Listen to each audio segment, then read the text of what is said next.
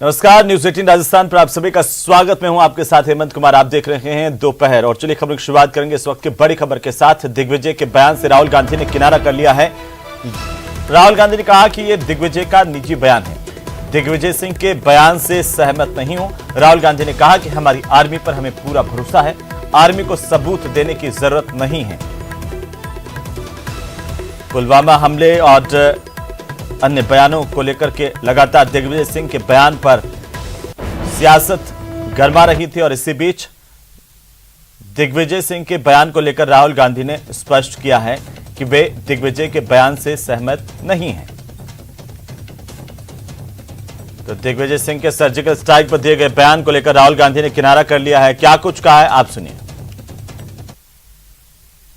जो दिग्विजय सिंह जी ने कहा उससे मैं बिल्कुल अग्री नहीं करता हूं। हमारी आर्मी पर हमारा पूरा ट्रस्ट है।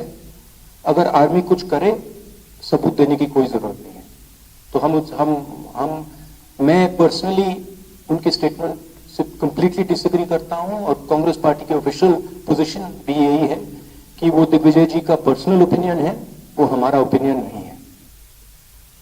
तो वहीं दिग्विजय सिंह के बयान को लेकर के बड़ा हुआ विवाद थमने का नाम नहीं ले रहा। जम्मू के कई माइग्रेंट कैंप्स में रहने वाले कश्मीरी पंडितों ने भी सर्जिकल स्ट्राइक पर कांग्रेस नेता दिग्विजय सिंह के बयान पर गहरा रोष और पीड़ा व्यक्त की है। उन्होंने उनके बयान को दुर्भाग्यपूर्ण बताया। इन कश्मीरी पंडितों का यह कहना है कि यह शर्मनाक है कि दिग्विजय सिंह जैसे कांग्रेस के नेता इस तरह के बयान दे रहे हैं।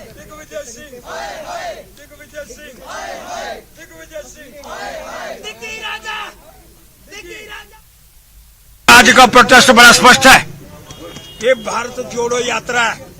पुलवामा कांड और इस तरह के शब्दों का उच्चारण आर्मी के विरोध के अंदर, सर्जिकल स्ट्राइक के विरोध के अंदर, और जनरल रणधीर सिंह जीओसी जब उसने स्पष्ट कर दिया, ये बहुत बड़ी एक सर्जिकल स्ट्राइक थी। और आज भारत जोड़ो यात्रा के समय इस तरह के शब्दों का उच्चारण करके भारत जोड़ो यात्रा का भी बेड़ा गर्क करने का प्रयास है।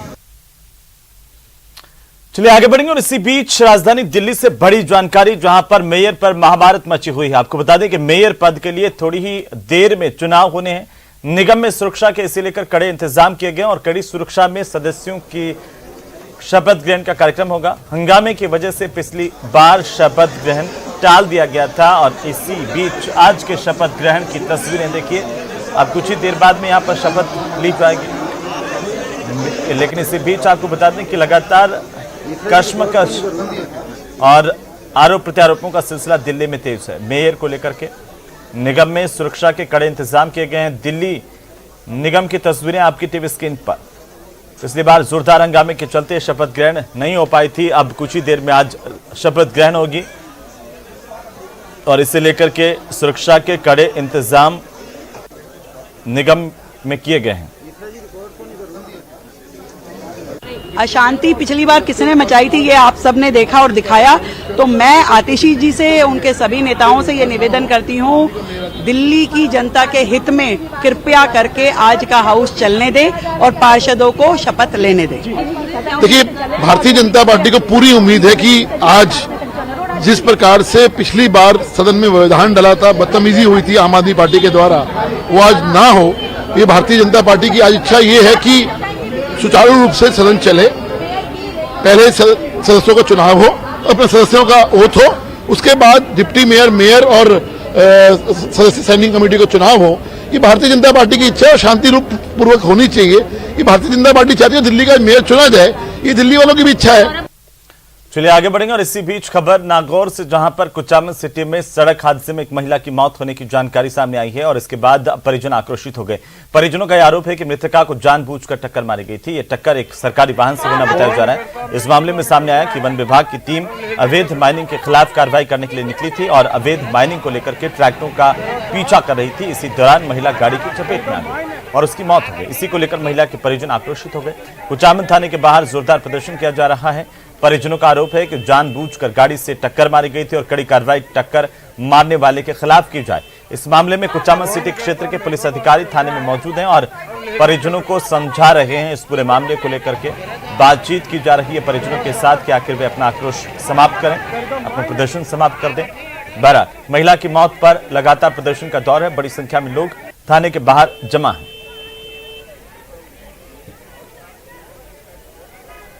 हुआ था और क्या कहना था, जोरू बोलना साहब। वो मेरी भतीजी थी और माइनिंग वाले आए गाड़ी लेके स्पीड से, वो रात को मतलब लगभग 9 बजी थी, 9 बजे स्पीड से आए और उसको कुचल के चले गए। कौन थे? माइनिंग वाले थे। क्या कोई दुश्मनी है पहले से? नहीं, कोई दुश्मनी नहीं थी, कोई पता नहीं, कोई थिएटर बोल रहे थे, थिएटर का पीछा कर रहा था उसके।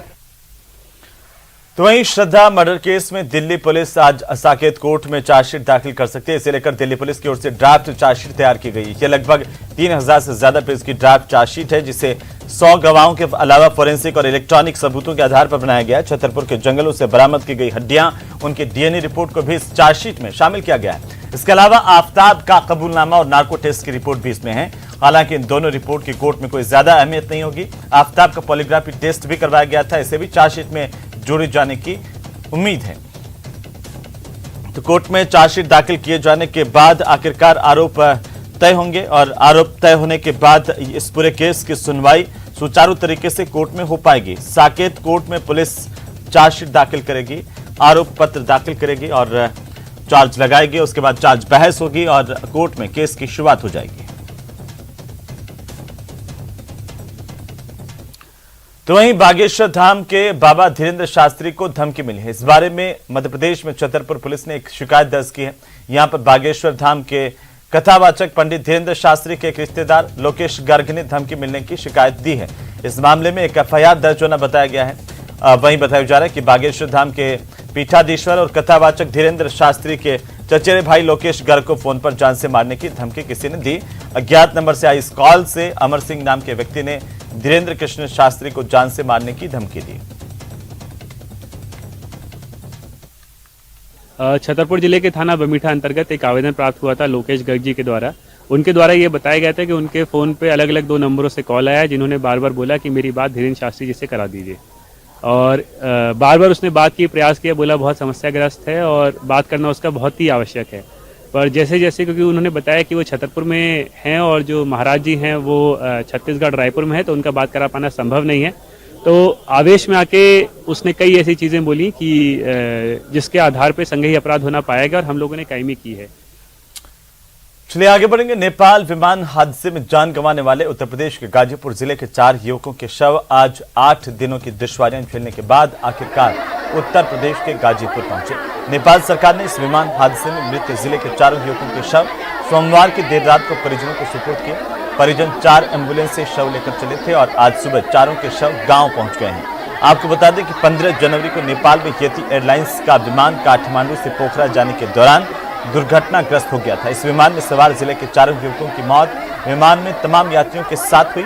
हादसे के बाद चारों के परिजन समेत 15 लोग 3 वाहनों से काठमांडू पहुंचे थे।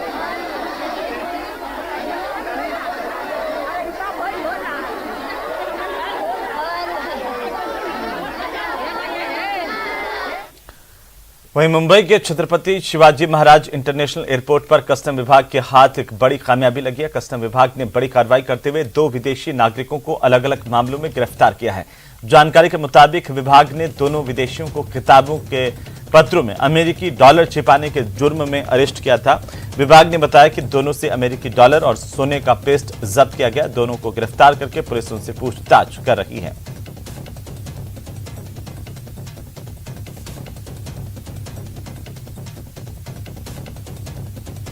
किताब के अलग अलग पन्नों में ये अमेरिकी डॉलर छिपा करके लेकर के आए थे। कस्टम विभाग ने इन्हें पकड़ लिया है। तलाशी के दौरान तमाम खुलासा हुआ है।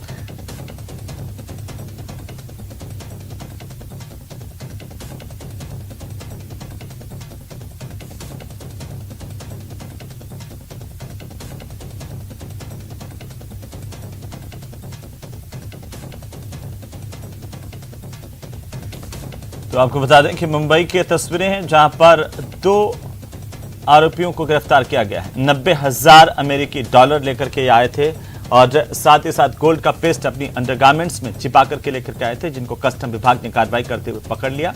किताबों के पन्नों के भीतर डॉलर भी बरामद किए गए हैं। कस्टम विभाग ने इन 2 विदेशियों को दबोच लिया है। अभी फिलहाल इनसे पूछताछ की जा रही है। करीब 90,000 अमेरिकी डॉलर लेकर के ये आ गए थे और साथ ही साथ इनके पास से सोने का पेस्ट भी बरामद किया गया है।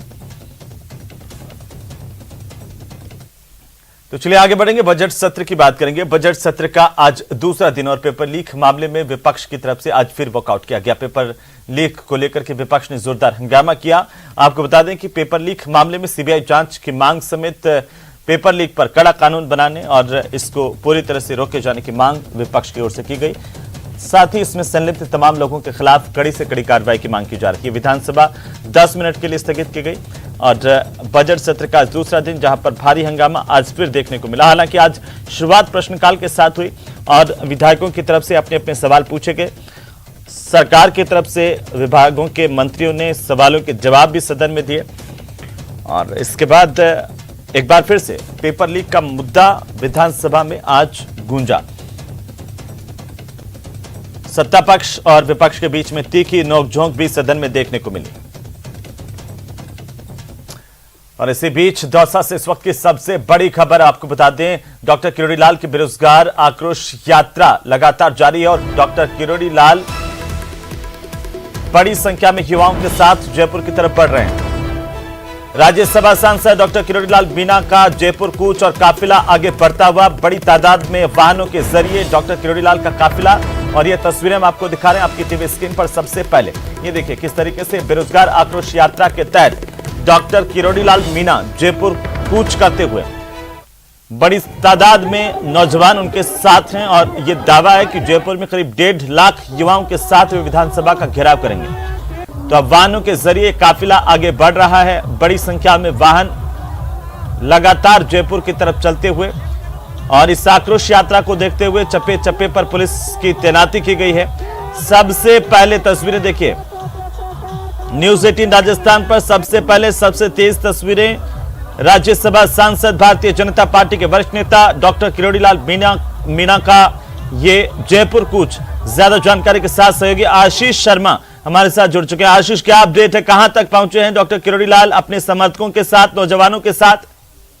बिल्कुल, सांसद किरोड़ी लाल मीणा का कूच दौसा जिले की सीमा पर पहुंच चुका है। दौसा जयपुर सीमा पर यह जो कूच है वो प्रवेश कर रहा है। कूच का आधा हिस्सा जयपुर जिले में प्रवेश कर चुका है। ऐसे में सांसद किरोड़ी लाल मीणा इस वक्त जयपुर जिले में प्रवेश कर चुके हैं। दौसा के भंडारा से यह जो कूच है वो क्रॉस हुआ है। ऐसे में सबसे पहले न्यूज 18 के दर्शकों को यह जानकारी मिल रही है कि ये जो कूच है ये जयपुर जिले की सीमा में प्रवेश कर चुका है। दौसा के भंडारा से ये जयपुर जिले की सीमा में प्रवेश किया है। करीब सैकड़ों की संख्या में जो वाहन है उन वाहनों के साथ सांसद किरोड़ी लाल मीणा लगातार जयपुर की तरफ आगे बढ़ रहे हैं। हालांकि जयपुर कमिश्नरेट की पुलिस ने बस्ती और कालोता के आसपास कूच को रोकने की योजना तैयार की है, लेकिन संख्या काफी है। बेरोजगारों की जो भीड़ है वो काफी जबरदस्त है। करीब 500 से अधिक वाहन है, उनके माध्यम से सांसद किरोड़ी लाल मीणा लगातार आगे बढ़ रहे हैं। जी आशीष, ये कहा जा रहा था कि बस्ती में बैरिकेडिंग की गई है, ऐसे में अगर इस काफिले को, इस पूरे के पूरे आक्रोश यात्रा को अगर बस्ती में रोका जाता है, क्या स्ट्रेटेजी किरोड़ी लाल मीणा की होगी? कुछ खुलासा उन्होंने किया है, आपकी बात उनसे हो पाई है? बिल्कुल, सांसद किरोड़ी लाल मीणा से भी 5 मिनट पहले मैंने एक्सक्लूसिव इंटरव्यू किया, उसमें उन्होंने बताया कि वो रुकने वाले नहीं है क्योंकि बेरोजगार सड़क पर हो चुके हैं। ऐसे में उन्होंने चैलेंज दिया है कि उनको कोई रोक नहीं सकता और वो आगे जयपुर की तरफ बढ़ेंगे। हालांकि पुलिस और प्रशासन ने भी पुख्ता इंतजाम किए हैं। बस्ती के आसपास इनको रोकने की कोशिश की जाएगी। अब ये रोकने में सफल बिल्कुल आशीष, आप हमारे साथ बने रहिए, मैं आपको रोकना चाह रहा हूं, फिर से मैं आपका रुख करूंगा, लेकिन हमारे सहयोगी बाबूलाल धायल सीधे जुड़ रहे हैं तो मैं आपको लिए चलता हूं बाबूलाल के पास में और तस्वीरें हम आपको लगातार दिखा रहे हैं। इस अब इसको क्या कहें बाबूलाल की, जिस तरीके से किरोड़ी लाल मीणा एक बार फिर से अपने हल्लाबोल अंदाज में बड़ी संख्या में युवाओं के साथ जयपुर की तरफ बढ़ रहे हैं, क्या जानकारी है आपके पास?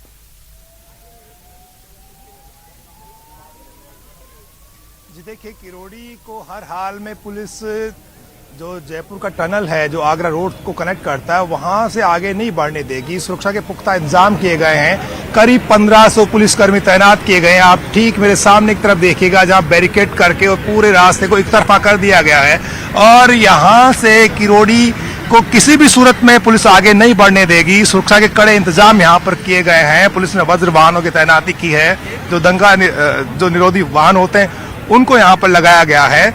जहां तक आपकी निगाह जाएगी आपको पुलिस ही पुलिस यहाँ पर दिखाई देगी। दूर तक देखिएगा कितना सख्त जो है पुलिस जाब्ता यहाँ पर तैनात किया गया है। मेरे साथ कुछ पुलिस के अधिकारी, उनसे बात करते हैं और जानते हैं कि आखिर उन्होंने किस तरह की तैयारी की है। रामनिवास बिश्नोई है मेरे साथ में, उनसे पूछते हैं। बिश्नोई साहब, किरोड़ी आ रहे हैं, 5-7 हजार जो है उनके साथ में समर्थक है जो विधानसभा जाना चाहते हैं, घिराव करना चाहते हैं, आप किस तरह से रोकेंगे उनको यहाँ पर? यहाँ बाहर की सुरक्षा व्यवस्था है, काफी जवान लगे हुए हैं और हम यहाँ माकूल व्यवस्था कर रखी है और हम यहाँ इनको उनका जो डेलीगेशन आएगा जो देना चाह रहे हैं तो जो भी अधिकारी लेकर कोशिश यही करेंगे। लेकिन वो तो कह रहे हैं कि वो रुकेंगे नहीं, चाहे कितनी पुलिस बाधा डाले, कितना उनको रोकने की कोशिश करे। किरोड़ी का काफिला तो विधानसभा जाके रुकेगा नहीं, शांतिपूर्ण मनाने का प्रयास करेंगे। हाँ, हाँ बिल्कुल मनाएंगे। तो जो पुलिस के अधिकारी हैं वो यही कह रहे हैं कि उनको शांतिपूर्ण तरीके से मनाने की कोशिश होगी, क्योंकि किरोड़ी जो है वो जिद के पक्के माने जाते हैं और बेरोजगारों से उनका जो ना गहरा रिश्ता रहा है। जब भी कोई दिक्कत होती है, परेशानी होती है तो बेरोजगारों के आंदोलन में हमेशा किरोड़ी कूद पड़ते हैं। तो आज भी उनकी कोशिश यही है कि इस बैरिकेडिंग को तोड़ा जाए, यहाँ से आगे बढ़ा जाए और इसीलिए वो जो है आगे बढ़ने की कोशिश करेंगे। आप देखिएगा चारों तरफ चप्पे चप्पे पर यहाँ पर पुलिस कर्मी आपको दिखाई पड़ेंगे। दूर तक आप देखिएगा पुलिस के व्हीकल्स आपको नजर आएंगे और लग यही रहा है कि कहीं टकराव की नौबत ना आ जाए। किरोड़ी को मनाने की कोशिश होगी एक बार, पुलिस कानून व्यवस्था बनाने की भी कोशिश करेगी। विधानसभा चल रही है, अगर इस एक तरफा यातायात में किरोड़ी घुसने की कोशिश करेंगे तो फिर आगे जाम हो जाएगा और फिर टनल है आगे, तो वहां पर यातायात भी जो है ना ठप हो सकता है। एक तरह से अकेली सड़क है जो जयपुर को आगरा रोड से जोड़ती है और दौसा, भरतपुर, करौली, सवाई माधोपुर जाने वाले तमाम यात्री हैं वो इधर से ही जाते हैं। मेरे साथ में आदर्श चौधरी हैं, उनसे बात करते हैं। चौधरी साहब, आने वाले हैं डॉक्टर किरोड़ी लाल जी, किस तरह की तैयारी है आप लोगों की? देखिए, जो आक्रोश यात्रा है इसके शांतिपूर्वक यहाँ होने के लिए सारी व्यवस्थाएं की गई हैं। पर्याप्त संख्या में अधिकारी हैं, जाप्ता है, आरएसी है, एसटीएफ है और बैरिकेडिंग के माध्यम से भी यहाँ पे हमने प्रयास करेंगे उनको रोकने का और पूरी यात्रा के दौरान शांति व्यवस्था बनाए रखने का पूरा प्रयास करेंगे। कोई बातचीत हुई है डॉक्टर किरोड़ी लाल जी से कि हम आपको यहाँ से आगे नहीं जाने देंगे, आप माननीय सांसद है, यहीं पर रुक जाइएगा, हम आपकी बात सरकार तक पहुँचा देंगे? कोई संदेशा भिजवाया पुलिस ने? ये मेरी जानकारी में नहीं है, हो सकता है उच्च अधिकारी के लेवल पे चल रही हो ये चीज। फिर भी यहाँ पर आएंगे तो किस तरह से आप उनको रोकने की कोशिश करेंगे? क्योंकि उन्होंने कहा है कि वो तो विधानसभा पहुंच करके ही मानेंगे और रुकने वाले नहीं हैं। उन्होंने एक बार बीड़ा उठा लिया है तो वो बेरोजगारों को न्याय दिला करके ही मानेंगे। नहीं, यहीं पे रोका जाएगा और पूरी जो ये यात्रा है इसमें शांति व्यवस्था बनी रहे उसके लिए हमने पूरे प्रयास कर रखे हैं। जी, शुक्रिया। ये थे आदर्श चौधरी जो कह रहे थे कि हम उन्हें हर हाल में यहीं पर रोकने की कोशिश करेंगे, लेकिन किरोड़ी कितना रुक पाते हैं और कितना पुलिस उनको जो ना रोक पाती है देखने वाली बात होगी। जो उनके समर्थक हैं वो उनके एक आह्वान पर चाहे जो कुछ कर गुजरने को तैयार रहते हैं। तो ऐसी सूरत में जब पीछे से हजारों लोगों के साथ में डॉक्टर किरोड़ी लाल मीणा आएंगे तो ये जो पुलिस बल है किस तरह से उनका मुकाबला करेगा, उनको रोक पाएगा, ये देखने वाली बात होगी। लेकिन फिलहाल जो है पुलिस सतर्क है, सावधान है और किसी भी तरह से वो टकराव मोल लेना नहीं चाहेगी और कोशिश यही होगी कि डॉक्टर किरोड़ी लाल मीणा को समझाया जाए। और क्योंकि वो सीनियर लीडर हैं, राजनेता हैं, राजनेता हमेशा अपने इश्यूज पर जनता के बीच में जाते हैं, अपनी बात कहते हैं। तो अब अलर्ट कर दिया गया है, जो पुलिस जाता है वो अब खड़ा हो गया है मोर्चा संभालने के लिए और ये जो मोर्चा है अब यहाँ से उन्हें आगे नहीं बढ़ने देगा। पुलिस के अधिकारी जो है वो इंस्ट्रक्शन दे रहे हैं कि बहुत सावधानी बरतनी है, उलझना नहीं है, कानून व्यवस्था बनाए रखनी है, लेकिन किसी भी सूरत में आगे नहीं जाने देना है। ये भी साफ तौर पर कहा जा रहा है। कोई 1,500 पुलिस के जो जवान है वो तो यहीं पर मौजूद हैं और इससे आगे भी यानी कि आगरा रोड पर कानोता से आगे तक भी पुलिस, जहां पर भी कुछ पॉइंट्स हैं जो शहर की तरफ रास्ते जाते हैं, क्योंकि किरोड़ी लाल मीणा के बारे में कहा जाता है कि वो पुलिस को, इंटेलिजेंस को छकाने में बड़े माहिर हैं। वो घुस जाते हैं कहीं से भी और इंटेलिजेंस फैल हो जाता है। इस बात का तो पहले ही उन्होंने कह दिया है, इस बात के संकेत पहले बाबूलाल उन्होंने दे दिए हैं कि जैसे पिछली बार वो जब आमागढ़ के पहाड़ी का आंदोलन कर रहे थे, छुपके से वो पहुंच गए थे, उसके बाद भी एक बार सिविल लाइंस में भी वो पहुंच गए थे। तो उन्होंने कहा कि वैसे मुझे रोकने की कोशिश की जाएगी तो वो रास्ते मेरे पास हैं। लेकिन सवाल यह है कि अगर यहां तक किरोड़ी लाल मीणा अपने लोगों के साथ, दल बल के साथ पहुंच जाते हैं और धरने पर बैठ जाते हैं तो गुणी का ये इलाका पूरा जाम हो सकता है। इसको लेकर के कोई अल्टरनेटिव पुलिस के पास कोई रणनीति है क्या? क्योंकि किरोड़ी लाल जाहिर सी बात है उनको आगे नहीं जाने दिया जाएगा तो संभावनाएं हैं इस बात की कि वे धरने पर यहां पर बैठ जाएंगे। ऐसे में यातायात जो जयपुर से आने वाला और जयपुर की तरफ जाने वाला, ये गुणी का पूरा रास्ता ब्लॉक हो जाएगा। जी बिल्कुल। और जो जाने वाला रास्ता है, जिस जगह मैं खड़ा हूं, यानी कि ये रोड जो है जयपुर शहर को जाती है, तो इसको तो रोक दिया गया। अभी एक तरफा यातायात है, यानी कि जो शहर के वाहन हैं वो आगरा रोड पर आ रहे हैं। तो एक तरफा यातायात मतलब जो जयपुर शहर में जा रहा है उसको तो या तो खो नागौरियान होते हुए आना पड़ रहा है या फिर वो जामडोली होकर के आ सकता है। लेकिन इस वक्त वो सीधे जयपुर में दाखिल नहीं हो सकता, तो मुश्किलें तो बढ़ ही गई हैं। और ऐसे में जब डॉक्टर किरोड़ी लाल मीणा यहाँ पर धरना दे देते हैं तो दोनों तरफ का रास्ता रुक जाएगा। तो जो खो नागौरियान का रास्ता है जो जगतपुरा होते हुए आता है, तो लंबा चक्कर काटना पड़ेगा। जो यात्री भरतपुर जाना चाहते हैं, आगरा जाना चाहते हैं, यूपी, करौली और दौसा जाने वाले लोगों को आज खासी परेशानी उठानी पड़ सकती है, क्योंकि डॉक्टर किरोड़ी लाल मीणा ने बड़ा सोच समझ करके आंदोलन किया है और कई दिनों से उनकी तैयारी चल रही थी। और जब वो लंबे काफिले के साथ यहाँ पर आ रहे हैं, हुजूम है उनके साथ में बेरोजगारों का, जो पेपर लीक की सीबीआई जांच की मांग कर रहे हैं और कह रहे हैं कि जो बड़े मगरमच्छ हैं जो बच गए हैं उनको पकड़ा जाए, और जब तक उनको पकड़ने के लिए कुछ खास नहीं होगा तब तक वो हटेंगे नहीं। तो वो युवाओं को साथ लेकर के अपनी राजनीति करते आए हैं। जहां भी कोई बड़ा इश्यू होता है तो आंदोलन में कूद पड़ते हैं। तो पुलिस ने जो है बड़ा सोच समझ करके और प्लान किया है कि डॉक्टर किरोड़ी को यहाँ रोक दिया जाए, इस बैरिकेडिंग से आगे वो ना जाएं। तो कोशिश तो पूरी है, इंतजाम मुकम्मल है, लेकिन पुलिस और जब किरोड़ी आमने सामने होंगे तभी देखने वाली बात होगी कि क्या किरोड़ी पुलिस के अधिकारी जो हैं उनकी बात मानते। मेरे साथ में एक अफसर है, उनसे बात करते हैं। क्या लगता है, पर्याप्त है आपके पास में जाब्ता? पर्याप्त है, पूरी तरह पर्याप्त है। समझाएंगे डॉक्टर साहब को? यस, बिल्कुल। लेकिन ठंड में भी गर्मी का एहसास हो रहा है, तनाव तो दिख रहा है पुलिस के अधिकारियों के चेहरे पर भी। बिल्कुल रोक लेंगे। हाँ। मान जाएंगे डॉक्टर? मान जाएंगे। तो दबी जुबान से ऐसे ही, लेकिन पुलिस के अधिकारी कह रहे हैं मना लेंगे, क्योंकि बहुत सारे अफसर जो उनको पर्सनली जानते हैं और जिस अंदाज में वो आंदोलन करते हैं तो उसकी बारीकियां भी बखूबी समझती है पुलिस।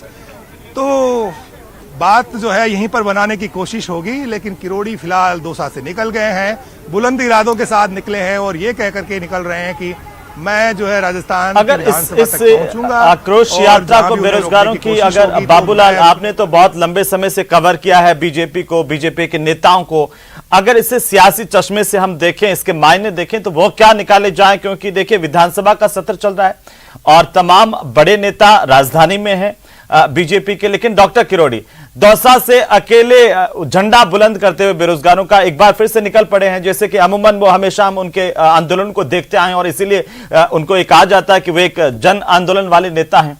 क्या मायने निकाले जाएं इस आक्रोश यात्रा के?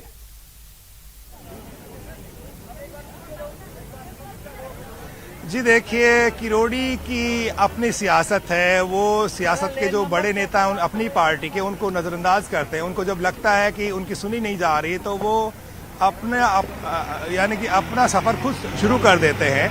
कल जब उनसे इस बाबत पूछा गया था कि क्या पार्टी के प्रदेश नेतृत्व से आपने इसकी इजाजत ली है कि आप इतनी बड़ी यात्रा निकालने जा रहे थे, बाबूलाल आपको रोकना चाह रहा हूं, बहुत शुक्रिया। हमारे साथ लगातार आपसे अपडेट लेते रहेंगे। फिलहाल हम सीधे आपको विधानसभा लिए चलते हैं जहां पर शांति धारीवाल इस वक्त अपना वक्तव्य दे रहे हैं। Subject to production of any material before the court, कोई सबूत तो दो।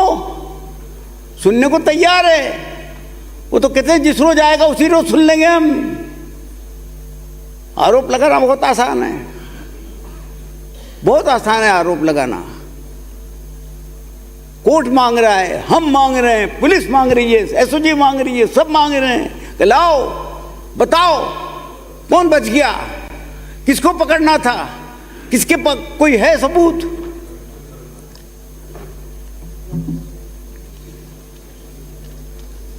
और ये भी लिखा है उसमें, हम सुन लेंगे before the next date of hearing of the matter. Date पता नहीं कौन सी होगी, लेकिन आज तुम आप पेश करते हो तो हम तो आज सुनने को तैयार हैं। ये हाई कोर्ट कहता है, ये 7 जुलाई 2022 का है।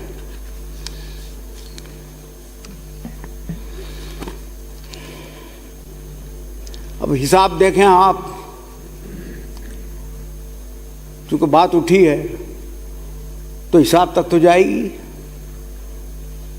2014 में 5 प्रकरण दर्ज हुए, 2015 में 2 प्रकरण दर्ज हुए, 2016 में 8 प्रकरण दर्ज हुए, 2018 में 4 प्रकरण दर्ज हुए।